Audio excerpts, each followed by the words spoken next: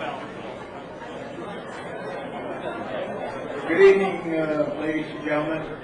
I'd like you all to take your seats. I'd like to begin this public hearing very promptly. My name is Bob Brunner, the village president, and I'd like to heartily welcome you all for taking your time this evening to attend this public hearing. To begin with, I'd like to introduce our table, our village attorney, Mr. Bill Levine, our trustees, David Fritz. We have Steve Anderson, our trustee, Mary Ellen Hipdyke, our trustee. On this side, Dr. Larry Boyer, Randall Perry, and Wendy Walcott. This evening, we're going to try to give you about a 2-minute background on 3 or 4 of the areas that the Board of Trustees, for the most part, and an ad hoc committee and the Committee on the Environment have had on this subject over the past 2 years. Not all of the groups have studied it over that long a period of time, but one of the original groups that was very much a key part of these suggestions was the Committee on the Environment. So at this point in time, I'd like to introduce again Trustee Candace Hipdyke, and she will talk about the activities of the ad hoc committee, which basically was a composition of both a couple of our trustees and members of the Committee on the Environment.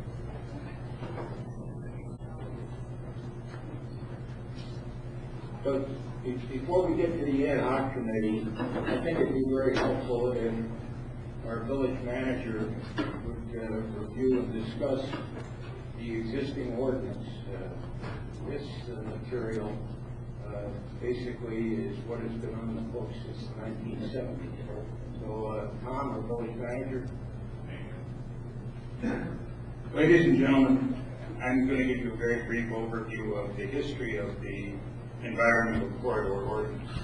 The current ordinance was adopted in August of 1973 by the Village Board. A review of the minutes of the meetings of the Village Board and the Planning Commission leading up to the adoption of the ordinance indicates that the primary focus in adopting the ordinance was regulating snowmobile operation on the Milwaukee River. A secondary concern expressed while consideration of adoption was being made were environmental factors. Soon after the adoption of the ordinance, a number of residents applied for and received special permits for operation of snowmobiles on the Milwaukee River. The current ordinance prohibits all uses of land within the primary environmental corridor district which would substantially impair the natural fauna, flora, watercourses, water regimen, or topography.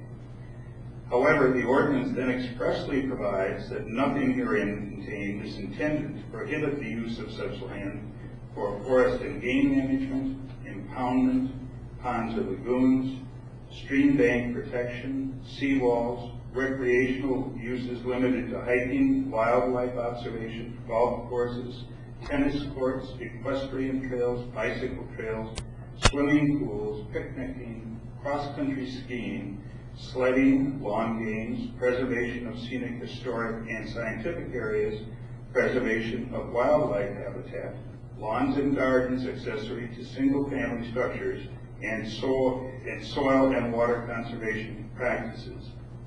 Thereafter, the ordinance further qualifies its provisions to provide that, notwithstanding the permitted uses, any use of the land shall be conducted so as to not substantially impair the natural fauna, flora, watercourses, water regimen, or topography. Those are the provisions of the ordinance. Since its initial adoption in 1973, the ordinance has not been amended. Thank you.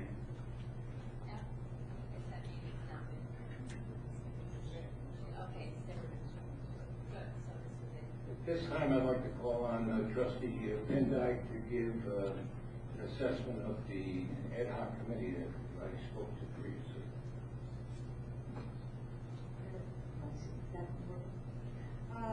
Just by way of a little bit of background, which I think is very informative in terms of this statute. Yes? Not very well. Okay, I'll try to do about it. Just a bit of background because I think it helps to explain the direction and purposes of the ad hoc committee. So I'm going to take 2 seconds to do something first, which is to explain why I joined it. At Steve Anderson's request, who was our legislative ad hoc chairman of the ad hoc committee, asked if I would participate in this, and I hesitated because I had a lot on my plate, and there were 2 reasons why I said I'm interested in doing it. And the main one is, and Tom just quickly gave you an overview of the existing ordinance.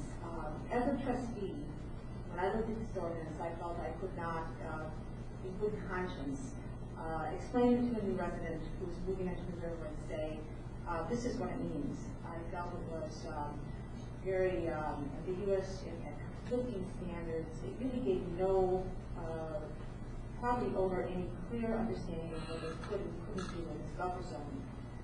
We had some land that was being sold across the way from us that was going to the South River, and I envisioned the owner coming over and asking me, could you please, as a trustee, explain to me what can I do? How can I take the land? Can I not? And I was very uncomfortable as a trustee saying this was the best we could do for our residents. And secondly, I saw the different perspectives that were beginning to form around this. People with very strong environmental perspectives, others who had very strong feelings that we were capable as individuals and individual residents of taking care of our property and being good environmental stewards. And I thought it would be a very interesting process to see if people with diverse interests and perspectives could come together and create something that was more workable and a better representation of what we could do in this day and age, 35 years later. So I would like to acknowledge Steve Anderson, as I say, did a wonderful job, pretty much chairing my committee. Larry Boyer, who at that time when he came on the committee was a resident and not a resident. Bob Boucher, who is a resident. And Dick Laisner, who was a ad hoc member of the ad hoc committee and made a wonderful contribution, again, participating in almost all of, I think, wound up to be perhaps 10 meetings over a 10-month period. Briefly, the goals of what our committee was, as you can tell on my leanings, are that we had an existing ordinance that was terribly ambiguous and with very conflicting standards. And I won't belabor the point, but I do have a quick question. How many in the audience have truthfully, and just be honest, not skimmed, but actually read that existing ordinance and understand how it would play out? Okay, a little bit louder. Okay, well that's helpful. Because I think if you do, you would understand that the conflicts and the contradictions are significant. So our goal was first to clarify and to create something that really could tell some people on land along the river how and what they could do in that buffer zone. And then, as a second goal, was to create a process or a mechanism whereby you could get sort of a pre-clearance to understand if you wanted to take shut it down, if you wanted to put something in, if you wanted to conduct an activity, was it all right? And, or was it not? So we created categories of clearly permissible actions and ones that were accepted from it and not permissible. So there was a clear roadmap, and that you would, if you were going to conduct activity in the buffer zone, consult with the village manager first and say, is this doing okay or not okay? And then if it appeared that it was not okay, to come up with a proposal, submit it, and have him review it with the help of outside advice, including the Committee on the Environment. Thirdly, we wanted to explore possible, I guess you'd say recommendations or more current thinking on environmental science and how that should apply to what activities could be conducted in this buffer zone. And some of those recommendations that we explored was increasing the width of the buffer from 5 feet. Another was extending its coverage to navigable waterways, streams and creeks. And finally, covering some other environmental issues such as use of pesticides. That was a third goal to accomplish. And finally, a goal of really giving a great respect to existing property owners' rights. And that was including a non-conforming provision, so that for those people who have been conducting activities in the zone up to the point of the enactment of the new ordinance, they would be allowed to continue. The thought was that we would try to regulate further action in the zone so as not to harm the environment further, looking at the new environmental science that gave us greater wisdom on what was good and what was not good to do in a riparian buffer area. So in conclusion, I would say that it was a very rewarding experience because we came from very diverse perspectives. We produced a draft that did have some open issues, what the width of the buffer would be. We considered from the existing 5 feet to the 75-foot range. We also looked at, whether it should go to other navigable streams and waters. The pesticide issue, and also we included, again, with giving respect to the property owner's rights to have use of the river, a viewshed provision.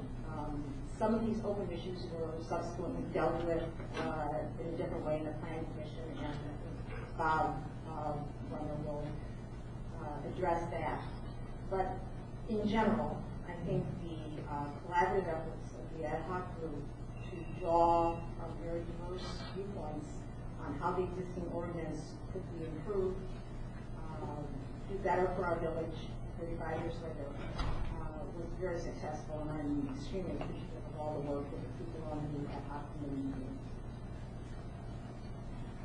Thank you very much. And now I'd like to call on Dr. Larry Boyer, who will comment on the recommendations of the Committee on the Environment.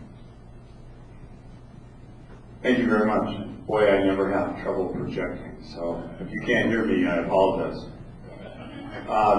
First, I would like to say that although a wide range of opinions that are on any committee, such as the Committee for the Environment, but I think that all of the people on the Committee for the Environment feel that what I'm going to talk to you about represents a relatively fair and balanced general consensus from the members of the committee. First, I have about three sort of brief preamble things. The first is the mission statement for the Committee on the Environment is, and quote, to provide leadership and encourage partnership in caring for the environment and to maintain and enhance the quality of natural habitat in the urban environment, thereby improving the quality of life in River Hills and preserving it for future generations.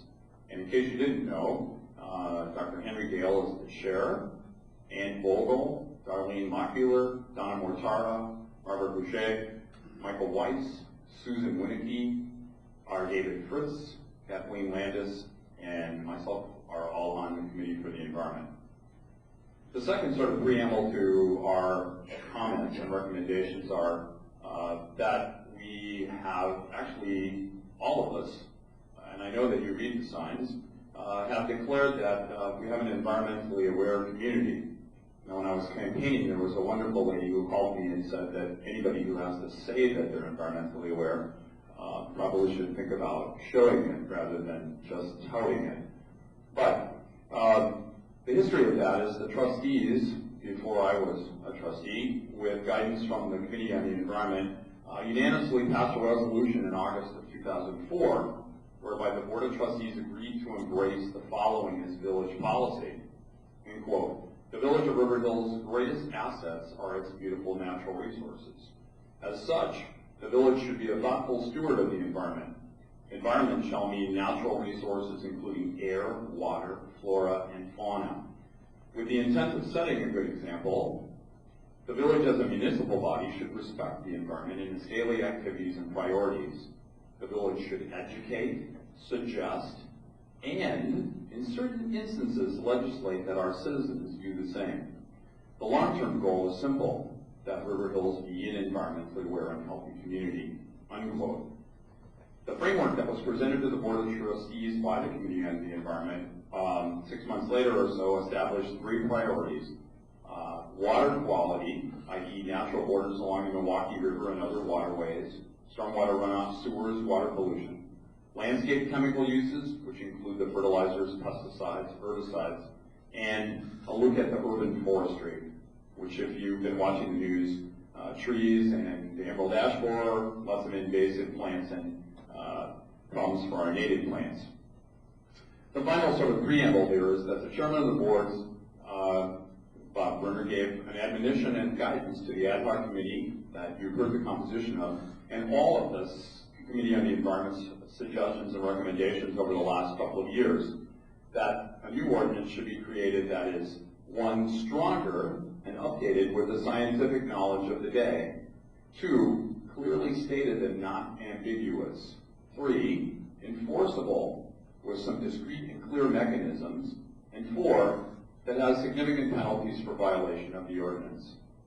So with those 3 preambles, the committee tried to be as brief as we possibly could. We had 4 major recommendations for the Board of Trustees.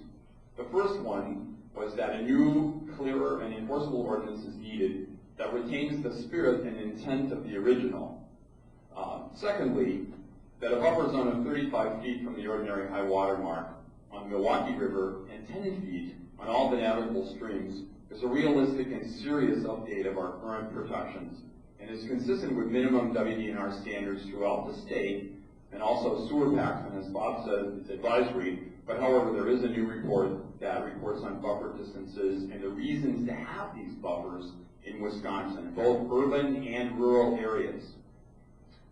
Third, all navigable streams should be covered with no exceptions. These are extremely fragile and subject to much more rapid degradation even than the river. And then fourth, every attempt should be made so that citizens of River Hills are aware that we all need to be stewards of the environment, not just users. With that, the village should incorporate a significant plan to educate our river property owners and all citizens about good stewardship practices. So my final comments are, let's show leadership and an example in River Hills. That's the COE's sort of mantra. Secondly, if we really are an environmentally aware community, once again, let's show it, not just tout it on our sign. Third, let's create a new ordinance with the spirit of the old, updated to the state of science today. Fourth, be stewards, not users. And fifth, educate and promote awareness. This is one of the key steps. And it's fabulous here to see at least, 60 or 70 people here, where normally you can't get more than a couple people in River Hills to know that they actually live next to one another. Thank you. Thank you, Larry. I'd like to start out by saying this entire recommendations that were made by the ad hoc committee and also the Committee on the Environment were then passed along to the Village Plan Commission. I might indicate that the Village Plan Commission is a statutory composed body that appears in the state constitution, so the village president automatically becomes chairman of the Plan Commission. But you should also know that the Plan Commission, the ad hoc committee, and the Committee on the Environment are all advisory committees and boards to the village board. So while we make recommendations and study issues, the bottom line is that it's really the village board's prerogative to make the policy and vote on these issues. But as this matter appeared before the Plan Commission agenda, I wanted to make mention of the number of residents that are holding seats on that particular commission as commissioners. Peter Stanford, an attorney, Jeff Kostakis, attorney, Susan Robertson, Mark Lloyd, village engineer Robert Elkin, Dr. Bernard Coleman, including my own representation. We specifically wanted to look at a number of the major issues. Among the first issues was what should this type of revision in the ordinance really apply to? Should it apply to just the Milwaukee River or navigable waterways? We studied all of the potential navigable waterways, all of those that were designated already by the DNR other than the Milwaukee River. And then we looked at the Milwaukee River. It was the decision of the Plan Commission to only have the ordinance apply to the Milwaukee River. The second area related to setbacks. This committee or commission could not completely resolve this issue. There were votes on extending the buffer zone to 30 feet or beyond, and those failed. The last vote that was taken was to retain the existing 5-foot buffer zone, and that tied on the 3-3 vote. So the Plan Commission did not have a recommendation relative to the buffer zone. The Plan Commission also examined the issue of view sheds. Now, the view sheds were never mentioned as part of an area in the original ordinance, but from the recommendation of the ad hoc committee, view sheds came into question, and it was the decision of the Plan Commission that no mention be made of view sheds for the future. We also examined a number of recommended changes made by the Committee on the Environment, and with one or two small exceptions, none of them were approved for the draft document. Another area that was left out of the draft document that got very serious consideration was discussions on pesticides and the use of fertilizers, particularly on properties that were along the river. I think there was general agreement that something of this type is necessary in the future, and it probably will be an upcoming subject once more information gets out to the property owners and a clearer feeling of what these objectives should be in terms of the usage of fertilizers. We're particularly concerned about phosphorus content and salts and other materials that degrade the quality of water. So with that, I think that generally summarizes the key issues that the Plan Commission reviewed, and I think at this point in time, it's time to hear from the residents related to how they feel about these areas. And let me just tell you about a procedural issue. We want to be sure that everybody's comments are clearly heard, and we intend to set up the microphone at the head of row 1 here. And if maybe 2 or at most 3 residents could line up at a time, we'll be happy to listen to everyone's comments that are here this evening. We'd like to have your comments be confined to 2 or most 3 minutes. So with that, I'd like to move on and have these speakers that want to address us line up. We're going to set it up over here, Tom, if you don't mind, because that way people can look at each other and also work.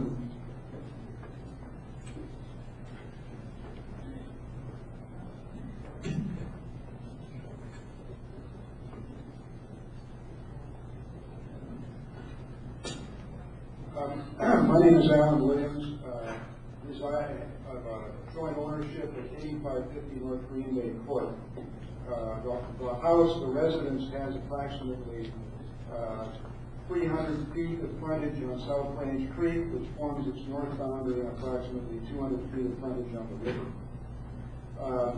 I've had occasion to look into this for a couple of reasons. One, I'm sorry to report that I'm an attorney and I've done environmental work. Secondly, however, the property that we own was the subject of substantial damage from erosion. And it was the result of damage from erosion in South Range Creek. You indicated that you had investigated the various navigable waterways. I'm quite confident that South Range Creek is one of those, but I'd be surprised if you had investigated it. It is substantially eroded to the point where it now has vertical and even inverted walls based on flash flooding. It's interesting because South Range Creek's, the only portion of it that is in River Hills is on my property. And however, the western portion of South Range Creek extends all the way to 72nd Street. And in the process of trying to rectify this, I first went to the DNR and worked on a grant to get what was then available, a DNR grant to repair such urban erosion. Several other residents in the village have experienced this. I believe the Vogels experienced a similar situation and probably had a suboptimal conclusion that they had to put very giant boulders along the river to try and repair the erosion. Erosion that was not the result of conduct in River Hills, however. And I can tell you that because if you would go to the USGS aerial photos, and I did this and went back to the 1930s and looked at the aerial photos of River Hills and the river from that point forward, I can tell you that there are several remarkable events that occurred that substantially created the hydraulic loadings to the river that substantially changed the river course. One of them, I-43. Another one, the Teutonia Road revision to Green Bay. In 1955, Green Bay Road was a country road, and it meandered along what is now Green Bay Court and went through the village of Brown Deer. And at some point, they decided that a Highway 57 needed to be somewhat of a major arterial, as did Teutonia, and they created those two major paved areas. Other things happened too. This school. And the parking lots associated with it. And all the parking lots that extend west on Brown Deer Road. And Brown Deer Road itself was widened into a 6-lane concourse. All of these things are what caused the hydraulic loadings to the river. There is no factual basis for concluding that the hydraulic loadings to the river that have caused erosion are the result of conduct on the property of people in River Hills. The west side of the river is drained all the way west to 72nd Street, much of it, and the hydraulic loadings are the result not of what people do in their own 5-acre lots here in River Hills. It's the result of the urbanization that has occurred outside of River Hills. So, from the east side of the river and the west side of the river, these estuaries that you've described as navigable waterways that need to be carefully protected are in fact drainage ditches. The culverts that were created under the Teutonia Road and under the Green Bay Road and under Green Bay Court had plenty of size to withstand the level of flash flooding that occurred during storms until the urbanization that occurred west of it. And in 1997 and in 1998, all of those drainage culverts were overwhelmed by the hydraulic loadings that came from outside of the village. So I would urge you to, first of all, carefully evaluate whether the 35-foot segment that you're trying to put on each side of the navigable waterways, each one of which is a drainage concourse, which used to run dry when in 1940, when all of this area was agricultural, those creeks were dry most of the time and only ran when there was a large rain situation, and they ran at a much slower pace. They did not flash as they currently do, as the river currently does. And the river didn't flash because the hydraulic loadings didn't get to the river at the same rate as they do through these estuaries and because of the urbanization. So the first thing I would ask you to do is reevaluate that, because if you're doing it because of erosion, you aren't tackling the problem. What I had hoped that would happen when I unfortunately brought suit against River Hills, only because I lived in River Hills, and brought suit against Milwaukee and Brown Deer for what happened to South Branch Creek, I had hoped that River Hills would come to the rescue of its resident and would assist in guarding the village of River Hills against this problem that is created from outside River Hills. You currently continue to have the flashing of these drainage estuaries through no fault of the residents of River Hills, and it's all because the area outside in the watershed, but outside of River Hills, have not created the detention that they're required to have under the DNR's watershed rules. Now they're beginning to build this. MMSD is coming in and building these kind of detentions. Second, with respect to chemicals, well, you just turn on an orange light and I'll honor it the same way Barack Obama did. Secondly, let me just urge the Village of River Hills to do one other thing on behalf of its residents, and that is to protect the river on behalf of its residents. I spent a lot of time on and near the river. It is filled with debris, Debris that has been in that river since 1997 remains in it. River Hills is a place of oxbows. There are several bends at the Cleaver property and running east and then along the country club property. All of those places act like drainage traps in a bathroom. And right now they are filled with trees and debris from upstream. We who live on the bank of the river have no right to go in the river and clean it out, and apparently nobody else wants to. I would urge River Hills, if you want to do something on behalf of the environment, to get active. Talk to the Army Corps of Engineers, talk to the DNR, the people who have the ability to do so, and clean up our river. But don't do things to us, the people who neighbor on the river, that actually make things more difficult for us. The cost of repairing South Branch Creek in the failed project for the DNR was $175,000. I ended up replacing a bridge that had been there for 75 years and had withstood the stream flow up to that point at a cost of $75,000. So because the creek itself had widened to 50 feet. So I would simply urge you to focus on the problems and address the problems. So let's not wash, as they say, the baby out with the bathwater.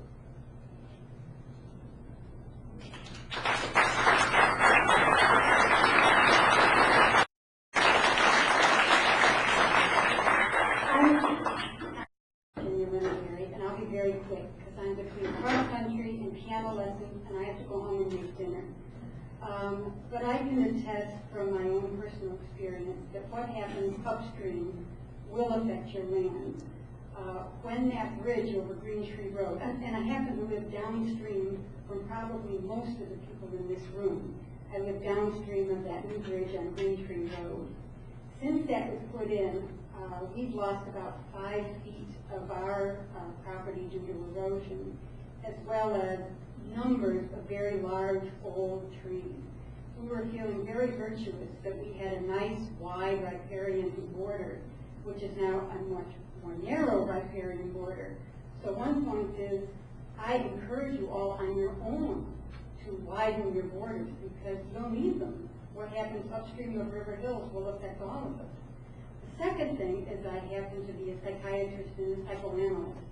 I trained at Harvard for medicine and psychiatry. I trained in Chicago for psychoanalysis. And I know a bit about the human mind. And without regulations and without enforcement, the best of us aren't likely to do the very best thing for the river. And so I am supportive of the proposed ordinance. Now I'm off to make dinner.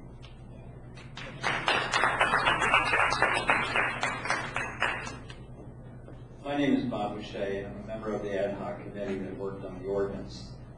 My primary interest is seeing that the intent of the ordinance is improved upon for the village and for the future of the village. The 2 points of the intent basically say, number D is to preserve and protect the remaining wetland, woodland, and other significant natural resources, which contain the best remaining wildlife habitat and scenic areas within the village, and F, which provides for the administration and the enforcement of this ordinance and penalties for its violation. The most important element of the ordinance really to be effective is the size.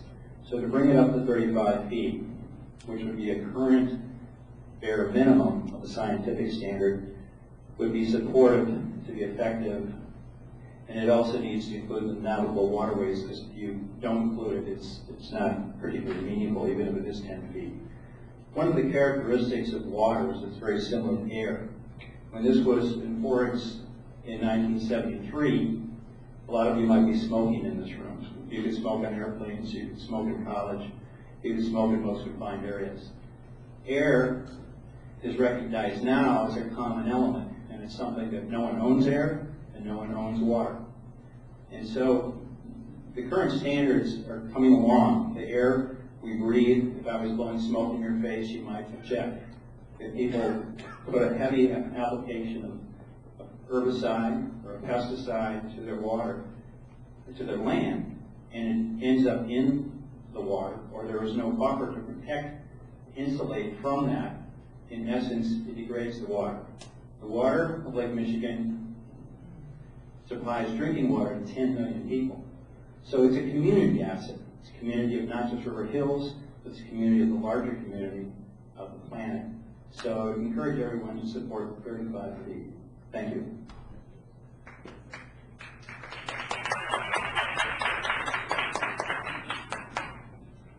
My name is Bill Limmeron. Let's see if I can get this. I'll just bend over. I'm a resident of River Hills. I've been a resident for over 25 years. I live on the river. One of the reasons I moved here was primarily because of the river. Prior to this, I was in the Navy for 27 years, and I got a chance to see an awful lot of water, so I like looking at water.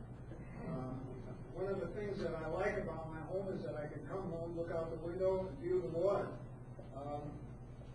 The view shed is very important to me, and the key question that I see when I read this new ordinance is, can I keep my view shed? And the answer, I think, well, I won't say what the answer is, because I don't really know what the answer is. But the question remains in my mind. I looked at the ordinance, and the ordinance says, the old ordinance, and I'll just read part of it to you. Nothing herein is intended to prohibit the use of such land for the preservation of scenic areas. So, scenic areas are not supposed to be prohibited, according to the old ordinance.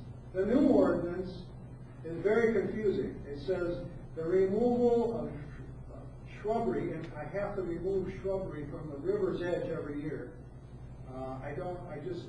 There's small branches, and some of it's buckthorn, some of it's just scrub, but it's all shrubbery, and I have to remove that every spring. And if I had to find a permit, get the Committee on the Environment, the Planning Commission, everybody come over and give me permits, and then even after that, take a risk of getting a $2,000 fine for doing the wrong thing, I would feel somewhat upset with the fact that I'm living in River Hill. In fact, I wouldn't even want to live here, because this is something I've been used to for 25 years. I feel I bought the house for the view shed. I intend to sell it for the view shed when I leave, and I want to keep the view shed in my old age. So I'm against the new ordinance. I'm for the old ordinance. I believe there should be no change. Thank you.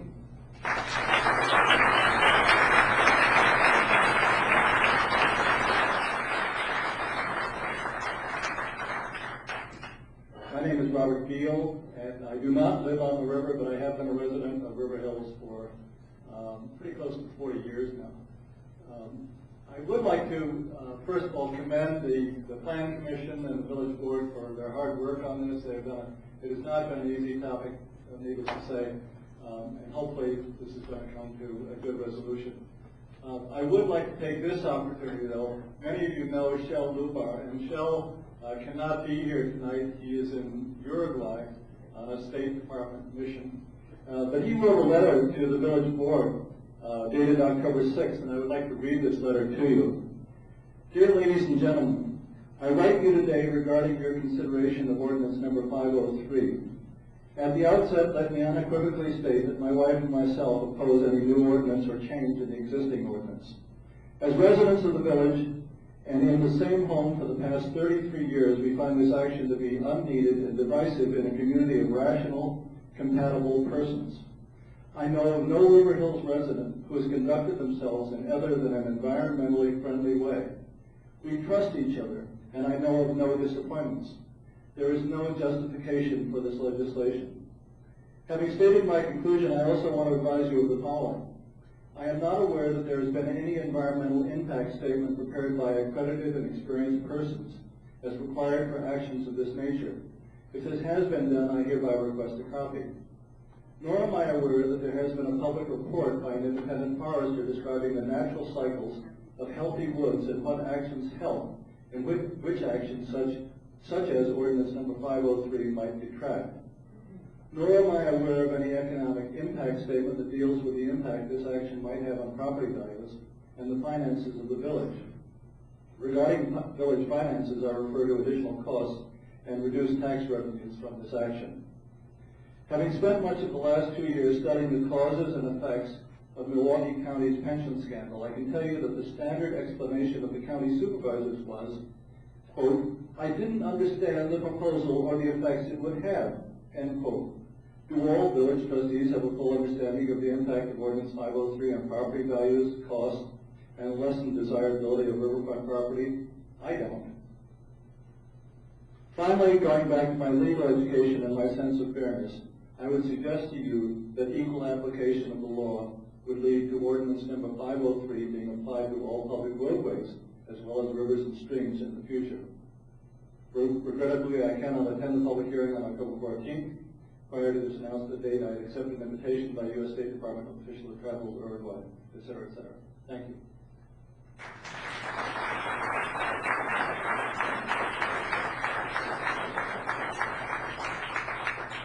I'm Mike White. I live at 1150 West Bradley for the last 25 years. First of all, I'd like to impress upon you that the waterway standard at 5 feet or all the way to 35 feet would pose a severe imposition in as much as the creek wanders through acres of our property. We'd be subjected to village approvals for land on either side of the creek that sits on our property would clearly be a detriment to the value of the property. Secondly, I've always thought that Shel Lubar is a sensible man, and now I know if that's the case. In all seriousness, however, I think that this body of folks in the village of River Hills is perhaps as well educated and as responsible as anywhere in the United States. And I agree with Shel that I think that we conduct ourselves in an appropriate fashion or responsible fashion regarding any of our lands on navigable waterways. And I think that the notion that some future village body will subjectively evaluate the look and the demeanor of property that we own is an insult. I think that I question that there's any kind of an issue already, and that the water is being treated as it should be, and that there are not consequences that anyone can point to caused by actions other than that. So I would argue that the existing statute allows individuals to be responsible within some confine, and that be unchanged. Thank you.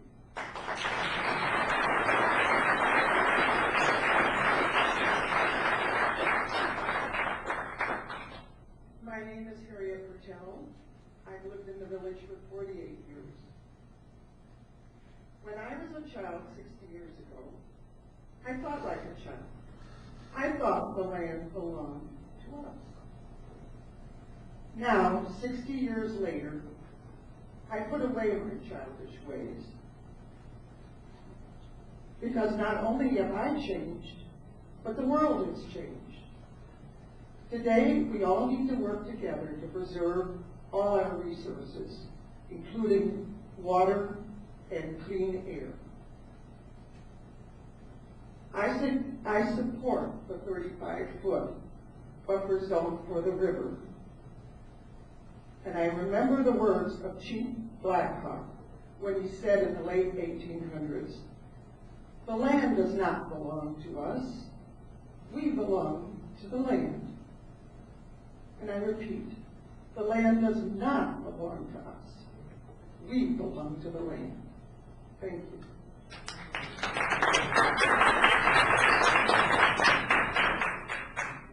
I'm Ted Bertel, 7775 River Road. I'm in a very bad spot. I don't have any notes, and I promise not to talk very long, but I wanted to change the focus just a little bit. The waters in Lake Michigan change over about once every 250 years, so the stuff we live in the lake now will be here about 20 generations later. And I think whatever we do with the ordinance, we should do it together. This almost feels like a presidential election. Of course, I thank all of you for coming, spending your time here, but it's contentious, and it shouldn't be. We have a huge stake in not only maintaining the river, but maintaining the Lake Michigan, where the water is not going to change for as long as our country's been here, basically. And we don't think of the huge dumps that the Metropolitan Sewage Commission dumps each time when we have an inch of rain or more. And I think that people here have enough influence and intelligence to possibly change that. And I think it's important to have an ordinance that we all can live with and agree to.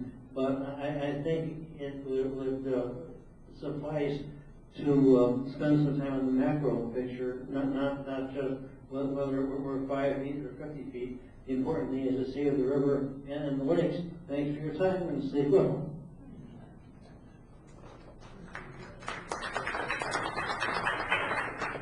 Hi, my name is Louis Marino. We live on Upper River Road. We've had the property since about 1970. It's not exactly a real choice parcel, as it's rectangular shaped right up against the Milwaukee River. At one time, we had a little creek going through the center of the property, and that wasn't too bad until Greenbrook Road was built. And basically now I'd like to thank Mr. Alan Williams for his comments about basically what roads and so on can do, because now I have a huge drainage gully, and River Hills really hasn't done much about it to maintain it in any way, shape, or form, nor do they intend to. One question I have for you folks: how many own property on the river? Okay, we've got 2 people. That's great. And for you folks that are, speaking about the 35 buffer zone and so on and so forth, it's easy to say that when you don't have property on the river. As I mentioned, I've got a rectangular lot. I have a drainage gully now running through the center of it from Greenbrook Road. Okay, so if you impose this on me, all right, I've got 6 acres. You've now trashed, what, 3.5, 4 acres? Would you like to compensate me for that? Because in property value, I lost it when Greenbrook Road was built and my creek became a drainage gully. Okay, so there's a drop in property value. Now you want to take this 35-foot buffer zone. And folks, you better think about this too, because they're talking from the high water mark, okay, for flooding, and that river comes up in the spring. So if you take it 35 feet back from that point, I haven't got much property left, okay? And you really, if you're concerned about erosion and so on, as my parents were, my dad and I planted trees along the river and so on. Most of those trees are in the river now, and we try to, preserve the bank and so on, but there are other solutions to this, one of which I think is channeling the river, but no one wants to pay for that. Anyway, those are my comments, and like I said, for you folks that say, oh yes, we should impose this, well, it's easy to say when you don't own property against the river, and it's not your property, it's not your ox that's being gored. Thank you.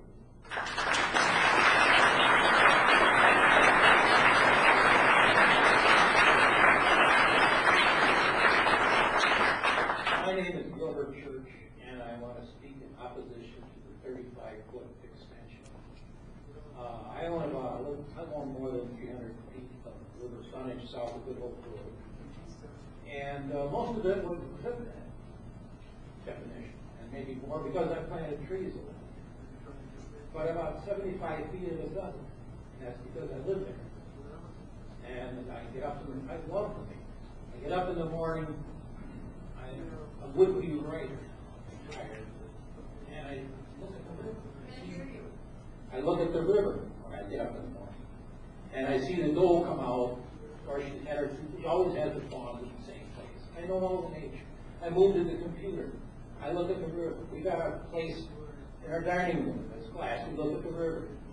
Between the house and the river is a patio that would be within this 35 feet. I would lose my patio. We like to have, well, I would non-conforming use, yeah. Yeah, but it's still, if I sell a house and somebody builds a bigger one, they can't have it. And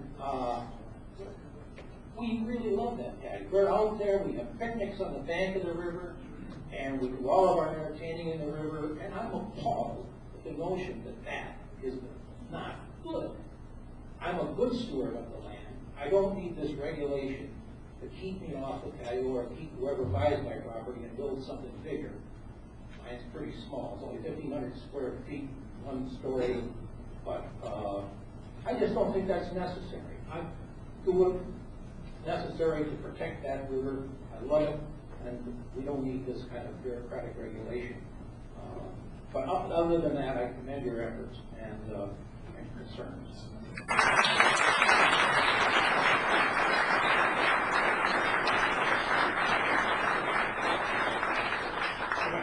I'm Shell Arlington, and I live on 7055 North River Road, which is south of Good Hope. And I'm here to express objection to the proposed ordinance.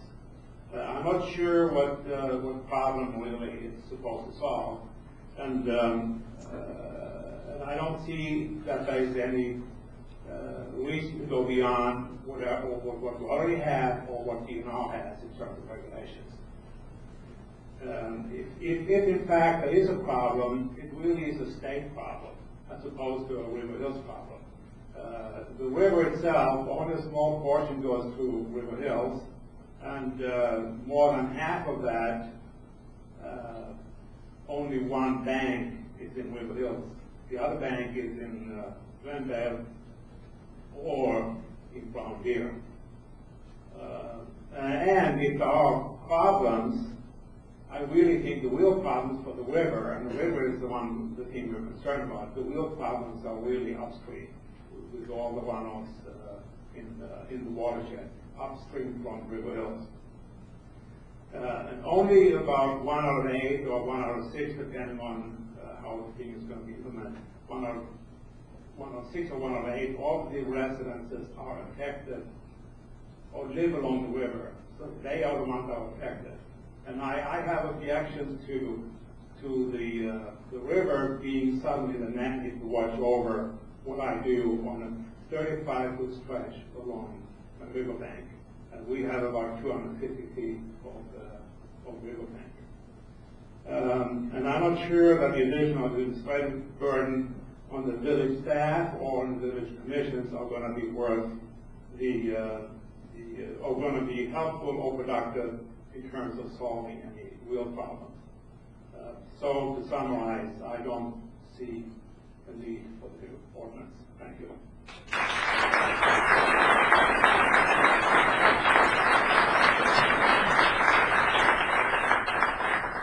I'm Darlene Lockbeeler, and I also live on River Road, and I'm very happy to be here today. You know, I think we ought to have these public hearings more often. It's wonderful to see so many villagers that I've never seen before, and so many neighbors. So welcome, and it's very much a pleasure to meet you. But you know, I have to say one thing that disturbs me a little bit is that we've got two factions here. We have those radical environmentalists, and then we have those elite property protectionists, one on one side and one on the other. Well, I hate to disappoint you guys, but that's not why we're really here. I think the real reason we're here is because we want some leadership. We want leadership at a local level. And I'll tell you, it's not only leadership for environmental rights or for property rights, but also for our financial welfare. And I'll tell you why in just a couple of seconds. But I want to take a quick survey here. How many of you feel that you are environmental stewards? Wow. Can someone raise their hand that feel that they are not an environmental steward in their property? Okay, I will talk to you later, and we will give you lots of resources and experts to talk to. Now, may I ask you, how many of you people feel that water quality is an important issue for anybody living in River Hills? Okay, for you, who doesn't think that's important?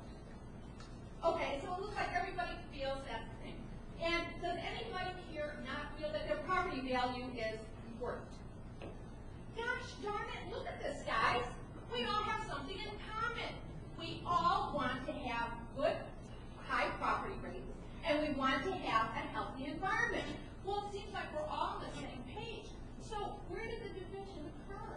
Well, I'll tell you, it could occur in a couple of different places. But let's just look at one thing. Since we're all environmentalists, and we're all environmental stewards, and we're all really smart people, and I know we're very, very educated in this village, probably more than most places in the state, that we're all doing the right thing. First of all, I know that every single one of you is doing a soil test before you do any fertilization. And that anybody that you have hired has also done a soil test, because you know that if you apply too much nitrogen fertilizer, what happens to it? It's not absorbed by the plant. And it goes down either into the groundwater, it's washed off of your property. We also know that there is now a guidance by DNR to DNR Technical Standard 1000 that is a very heavily heavily regarded ordinance that I hope we will accept, that says no one should be applying any fertilizers within 20 feet. Sorry, that was my whistle. Within 20 feet of any waterways. Do you all know that? You also know that in March 2008, if you have 5 acres or more of turf, that by law, you have to have a management plan delivered to the state. How many of you know that? How many of you have 5 acres of turf? You might, and not many people are aware of it, nor are we enforcing it. And we all know, because we're all environmental stewards, that we're not applying too many pesticides. And that each one of us knows that when we hire somebody to come and do any kind of pest control work, whether it's weed management or pest management, that they have identified the problem, they've told you what the problem is, and they've also told you exactly what they're going to use, how they're going to use it, and they know how to use it. They're certified, they know it, and they're not charging you too much to do so. That's the proper thing for an environmental steward to do. And I think all of us realize that. We also, very smart people, we know water flows downward. So when it rains really heavily, and I think most of us saw that in 2008 and projected for future years, that the water washes off higher areas and it goes downstream.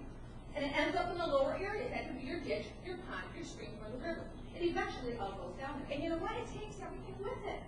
It takes all that sediment from the roof. It takes all that goes on your driveway, the gasoline and the oil and all that kind of stuff. It takes everything off of your turf and it sheds it really quick, because you know turf only has 2 inches of root, especially if it's well maintained.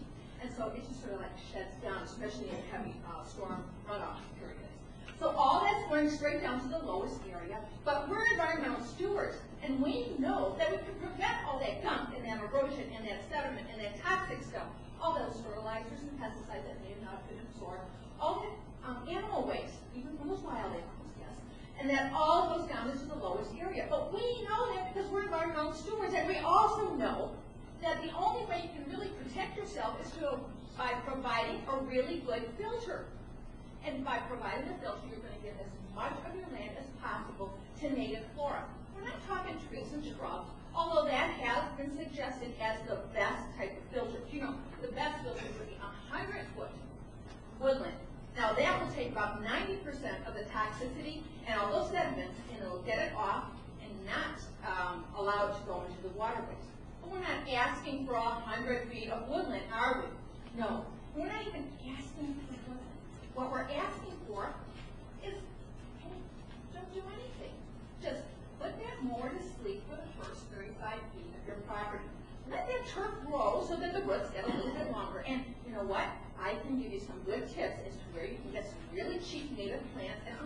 help you get them. And if you want to put some trees and shrubs in, that's great, I can tell you where to get those. But you can pop those in too, because you're environmental stewards and you know what's best, and I know that every single one of you are doing it. And if there's any erosion, if there's any sediments, if there's any of this algae stuff, you know that awful algae stuff that sort of grows when you have too much nitrogen, you know that sort of that 8,000 acre dead zone at the end of the Mississippi? Well, that happens because of nitrogen. Well, if any of that occurs anywhere around here, it's not my fault. I'm an environmental steward. It must be his. I'm sorry, I'm not going to stop because not everybody wants to listen. But it's the next guy. Okay, it's the next guy. It's not me. It's my next door neighbor. It might be you. It might be you. It might be you. It could be you. It could be me. But you know what? Someone's at fault.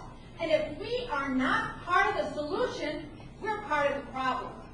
Now, I want to tell you, I don't like the divisiveness that's occurred here.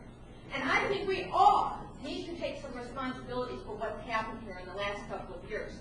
And I do think that the village board needs to start looking at some of the things that they've done.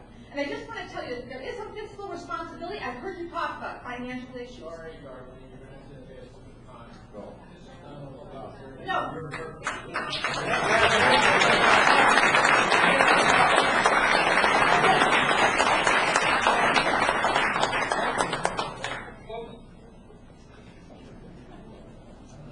Thanks, I'll be quick. My name is Cheryl Nan, I'm the Milwaukee River Keeper, and I think I recognize some faces from the informational meeting we had earlier. And again, I just want to thank people for coming out sincerely. It's one of the best attended public hearings I've seen in a really long time, and thanks to everybody who raised their hand and said they were a good steward for the river. My job is basically to protect water quality and wildlife habitat in 8 counties, 900 square miles of the Milwaukee River Basin. And I can tell you that everybody thinks the problem's upstream of them. And the problem is, we're all the problem. And I think Darlene mentioned, you know, we're all, I believe you when you say that you're good stewards, but we can all do better. And we do have serious problems with water quality in the Milwaukee River, and our water quality indeed is getting much worse for a lot of different things. So I just wanted to mention a few quick things. I want to thank the village for, you know, making attempts to improve this ordinance and clarify it, make it more simple. Buffers are incredibly important, and I won't go into it, but I mean very important in protecting the water quality of the stream. The current ordinance says 5 feet, which is not adequate. I know a lot of people think there's not a lot of data out there, but as someone who has a master's degree in biology, I can tell you there are thousands of studies out there that correlate shoreline buffers with water quality protection. And you can go onto the DNR website. If you go into DNR Shoreline Management and you Google that, they have a lot of links to those types of studies on the website. And there is a correlation between the buffer width and protection of water quality. So I don't think 5 feet is enough. I think 35 feet would be a vast improvement to that. The state standard for everywhere that isn't an incorporated village and town is 75 feet. And I will add that most of the places in the whole rest of the state of Wisconsin, 95% of the states, have lots that are significantly smaller than River Hills lots, and a lot of people have much, you know, less means to deal with. So I would really, you know, encourage the village to be a leader in this. As Darlene mentioned, we're not saying that you need to come in and tell, you know, plant a bunch of trees. You're being essentially grandfathered to your current uses. It won't affect your patio that you have out there. It won't affect, in most cases, the landscaping that you have. Really what we're talking about is prevention in the future. Is preventing further degradation of the water quality by protecting that buffer. You don't necessarily have to have trees and shrubs, you can just do native plants. And it's very important. The other quick thing I want to mention is, you know, all ordinances have normally exception or variance language, so if there's very small lots, or the gentleman who had the triangle-shaped lot that you mentioned, you know, generally there are provisions for people who are substantially impaired by an ordinance or burdened by it, they can get special provisions to be exempted from that. I just want to say quickly, we're also in support of extending the ordinance to beyond the Milwaukee River. Most of the water quality problems, as other people have mentioned, both with the water quality and the quantity, meaning the flooding problems that we're seeing and the erosion that the gentleman mentioned on South Branch Creek, a lot of the problems are coming from the tributaries, and you can't, you know, clearly protect the water quality of the Milwaukee River without, you know, protecting those tributaries, South Branch Creek, Brown Deer Creek, Indian Creek. It's kind of like, you know, just protecting the main part of your arteries or something, and not all of the smaller ones that connect to it. It doesn't really make any sense. So we'd encourage you to add those. And finally, you know, basically, we're just disappointed that the current ordinance can do more. We support improving it. And we think that there should be stronger provisions in there as well for penalties for non-compliance, or just more clear so people are aware of what the penalties would be for non-complying.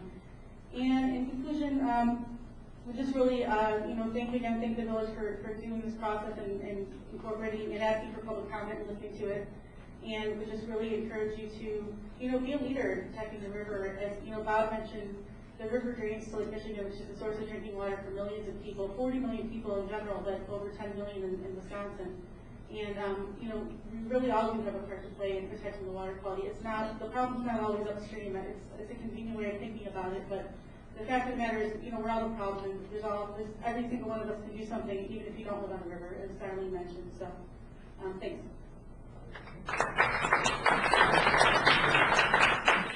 Hi, my name's Dan Melman. My wife and I live on West Bradley Road, and I've just got some questions for the board to look at or give a definition of, please. My wife and I have looked at the ordinance and read it, and I've heard tonight probably no less than 6 or 7 times the words navigable waterway used. And I've never seen a definition of navigable waterway.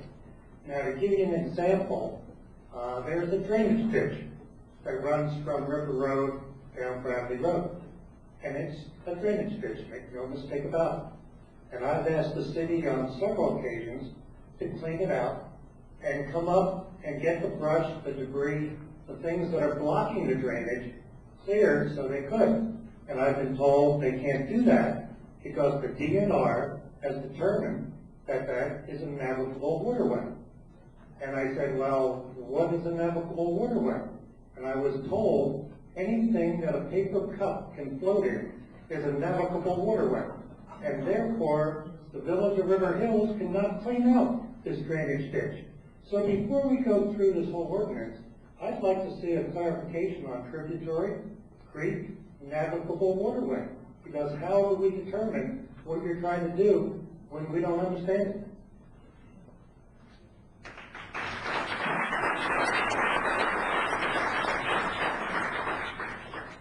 My name is Steve Stevens. I've been a resident here, my wife and I, in the village for 40 years. I served as a trustee on the city board for 13 years until 16 months ago. And I don't know if I got off at the right time or not. But I'd like to go back in history a little bit. I grew up in Fox Point. And 50, 60 years ago, I used to ride my bike down Bradley Road before I-43 was there. Go over to Bradley Road to the river, and I went fishing all the time as a kid. And I had great luck catching bass, northerns, all kinds of things. The water was clear, it was crystal. We had a great time. Well, then about 25 years ago, of course, that changed, and the water became so thick and mucky you could walk across it. No fish, no nothing. Now you go out in the river there, and I saw this summer, any number of times, people coming down the river with their fishing poles out, had their kids in the canoe. They were doing all kinds of activities. The kayaking's going out again. They're catching fish right and left. The bass are out. The northerns are out. So the water's returned to what it was 60 years ago. And we've had the same 5-foot thing there for 35 years, since 1973. And I'm sure we're using less pesticides and things. In fact, Mr. Stein from Stein's Garden said last at the meeting a week ago that he does sell his stuff without the herbicides in it. So he does have that available. So I'm just saying that if we go back in history, we're kind of, if the water back in the early 50s was a 10 and it got down to be a 1, I'd say we're pretty well back to being a 10 again. So I think that we have in place today is working pretty well.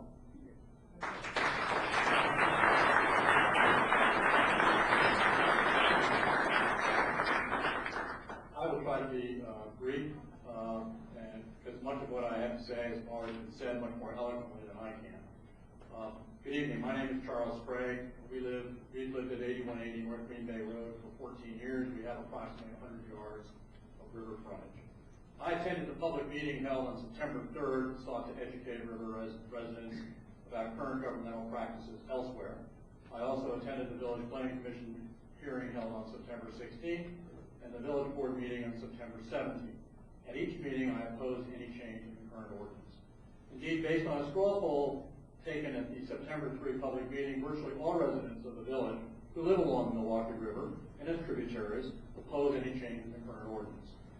Those opposed to any change do so because they are the ones who have invested substantial sums in river property, spend significant amounts to maintain those properties, and pay very high taxes to support the very, very special and unique characteristics of the village of River Hills. My guess is no ordinance, even the one we have, is really necessary to achieve the beautiful and healthy riverfront River Hills has always had and maintains today.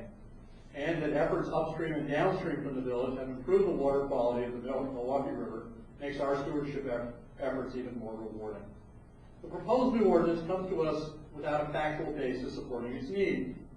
No evidence has been proffered that the water quality of the river or its tributaries in the village has deteriorated because of activities in the village, nor that the banks of the river in the village have deteriorated, nor that residents have been abusing the riverfront by building docks or access points, installing hideous rocks or other foreign objects along the riverbank or otherwise. We should note, too, that the current healthy and thriving river environment in the village obtains when something like 1/3 to 1/2 of the riverbank, opposite River Hills riverbank, is controlled by Brown Deer and Glendale, which have no environmental protective ordinances, but have managed to maintain the riverfronts nicely despite that. What is offered to support a change? Muffled allegations that the ordinance has been violated over the years. Without more, this cannot be used as evidence to support any change. That's an enforcement issue. A second reason for a change, the science requires these changes. No signs in River Hills is proper. Only examples of ordinances in other places from around the country are put forth. I would submit none of the places on that list, many of which I have personal knowledge or familiarity with, nor others, as I am sure will be submitted, or anything like River Hills. All far more densely populated, true suburban communities.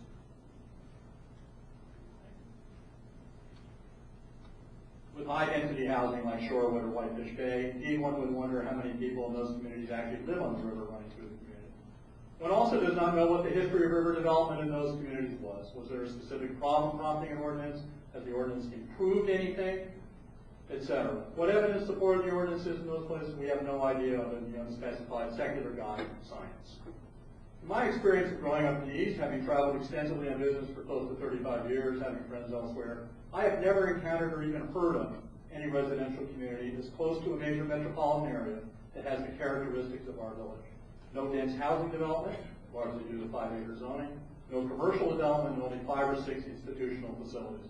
The notion that we're comparable to other places where such an ordinance has been put into place is bogus intellectually in my mind. In River Hills, there has been no serious challenge to the notion of good stewardship of the land along the Milwaukee River, aside from a personal issue of one resident. We all have such a very significant economic interest in our property that most of us have worked very, very hard to attain. It would be completely foolish to abuse that stewardship obligation, whether there is an ordinance or not. And the suggestions that we need to change the existing ordinance for some reason is frankly insulting to those of us who own riverfronting property and who prize and treasure the land and the river. As though we're being blamed for something that has never happened to justify imposing new restrictions on our ownership and control of our land. Outrageous. Let me speak briefly of the ordinances under consideration. The existing ordinance is made out to be ambiguous. It speaks of, quote, substantial impairment, close quote, of the riverbank within 5 feet of the river. An easy legal standard that courts and lawyers deal with every day in a wide variety of contexts. The existing ordinance has exceptions that some argue are contradictory or ambiguous. Even assuming that's true, so what? No one has had any difficulty living with this ordinance for 35 years. The proposed ordinance attempts to resolve any, quote, ambiguity with specificity, but it can't begin to cover every specific, and hence immediately becomes ambiguous itself, and worse, subject to inadvertent violation and potential liability. What can one really do on one's property near the river? Cut down brush, mow the lawn, take out junk trees, prune an overgrown shrub or bush to maintain one's view? What does the grandfather clause really mean?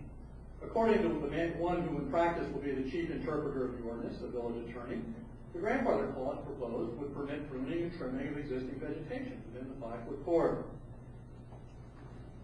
by the river. But all other activities would be subject to village approval. If 6-foot trees grow to 15 feet and block the view, under the proposed ordinance, they cannot be removed without a permit. This is an unprecedented grab of power by government from landowners. Further, if a local group wishes to expand the corridor from 5 feet to 35 or even 75 feet, we would still be required to pay tax on that property, even though our ability to control and do with our land what we wish would be subject to government approval and control. Sounds like a constitutional taking to me. I would suggest tonight, too, that any motion to change the defined corridor of 5 feet, the proposed ordinance to 30 feet or 35 feet or 75 feet, would be a material change that this board could not make without further commission and board consideration and another public hearing. That's expanding the corridor by 6 or 7 or 25 times what it is today, and what even is being proposed tonight in the new ordinance. It would be material as well, the pleas of others here tonight, to include tributaries and streams, navigable or otherwise. Under my understanding of the meaning of navigable, it's practically impossible to figure out what's not navigable. Finally, I have one more concern about this proposed ordinance and what it represents. Once on the books, even though I think any change to the size of the corridor would be a material change, those of us who have never paid any attention to politics know it's all too easy simply to make a simple number change, even if it requires a new hearing. Hopefully we'll all be as zealous and alert then as we are tonight. But I worry about that possibility, and then once one unnecessary change is made, others become somehow, by the natural law that seems to drive legislative bodies, easier to make. In human nature, it's the first change that's usually the hardest, not the next and the next and the next that are simply refinements. The change being proposed tonight then is probably only the first step. It seems supported almost entirely by people not directly affected by it. Indeed, my guess is the further away from the river and tributary someone lives, the more someone might be in favor of this. Well, wait for the ordinance that requires village approval to cut down trees. Wait for the push to open up land for hikers. First, that will be along the river because you will already have fully the river frontage property owners. Wait for more active development of the Schlitz Audubon waterfowl refuge along the river. Wait for more direction on what residents along tributaries can and can't do. This tonight is the first step on that path. We let it happen. We don't need a new ordinance. If it needs to be updated for some still unexplained reason, it need be very little change from the existing one. But whatever is done to change the existing situation tonight is just a precursor to more invasive government.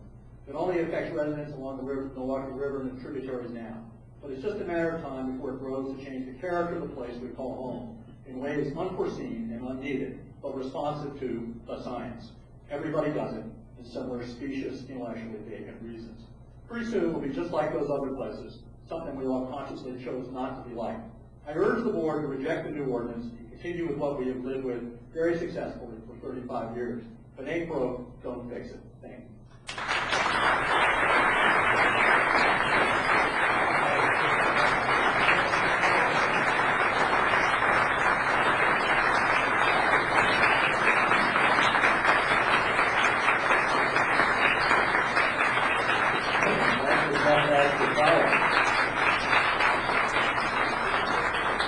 My name is Jim Connolly, and with my wife Chrissy, I live at 800 West Bradley Road in the wonderful village of River Hills.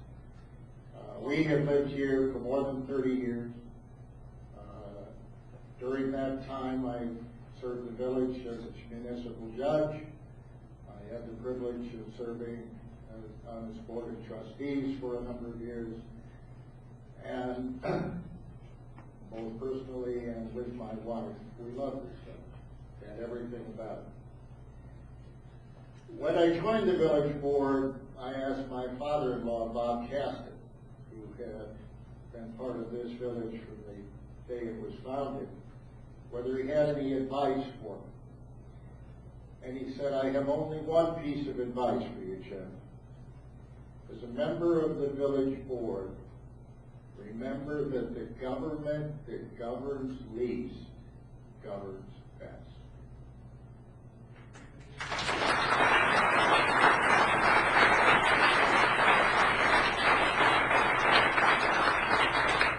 That has been the ethic that has served the village of River Hills and its residents exceedingly well for over 50 years.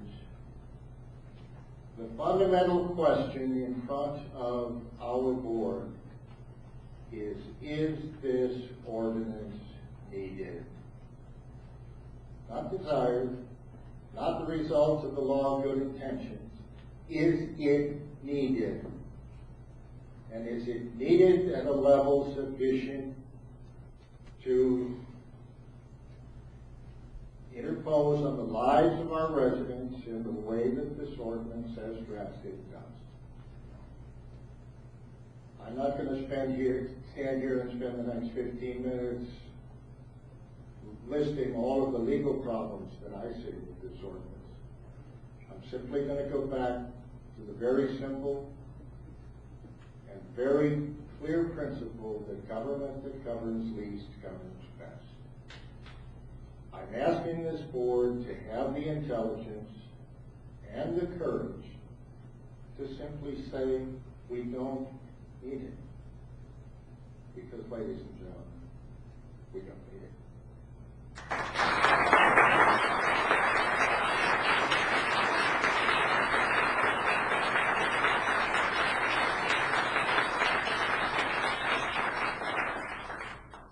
I'm Steve Einhorn. I live with my wife Nancy at 8205 North River Road. There are no water issues that we're speaking about that relate to our property, but that doesn't mean I can't have a strong opinion on this despite that. I want to thank this group leadership for all the work that they've done, and I hope that you carefully listen to the audience and respect their thoughts. And I'm sure that's why you're holding this open meeting. Appreciate that. I have a question and two brief comments. I'm not an attorney, but Section 2, Paragraph D reads, "This ordinance shall apply to all land within the village that extends landward of the ordinary high water mark of the North River to a distance of 5 feet. Are we speaking about 5 feet or 35 feet? Because the only number I can find in here is 5 feet. We're talking about 5 feet. Okay, so we're not talking about 35 feet. As far as the comments, you may have to excuse me because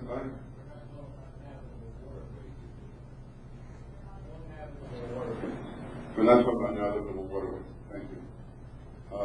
With my couple of comments, I want to point out that you may have to excuse me because I am a libertarian, and I believe in self-responsibility as being the basis for proper action. I believe that 99% of the time, the residents of River Hills are going to do the right thing, and that more than half the time, the residents along the river are going to come up with an equivalent or better solution to environmental issues than any board or commission. That's my view. But I wanted to ask the audience, do you believe that the residents of River Hills, the majority of the time, will act in a responsible way, equal to or superior to the way any commission might define regulation? So if you do, please raise your hand. Okay. If you don't, please raise your hand. Okay. So we have some who don't. I respect your views, but clearly the majority looks at this differently. My second point is that if you should pass this ordinance, I believe that the $2,000 per day penalty, as I read it, is excessive. Personally, I have no objection to any of you being penalized $2,000 a day for any indiscretion you may have, but I don't want to be fined $2,000 a day, and I think that this is excessive and punitive, and if you are going to pass this ordinance, that should be substantially reduced.